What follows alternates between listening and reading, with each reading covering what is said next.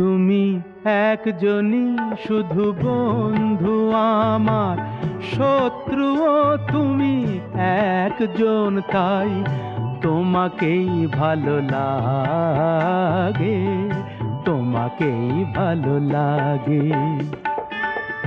তুমি আমার পূর্ণিমা রাত, তুমি চন্দ্রগ্রহণ, তাই তোমাকেই ভালো লাগে, তোমাকেই ভালো লাগে।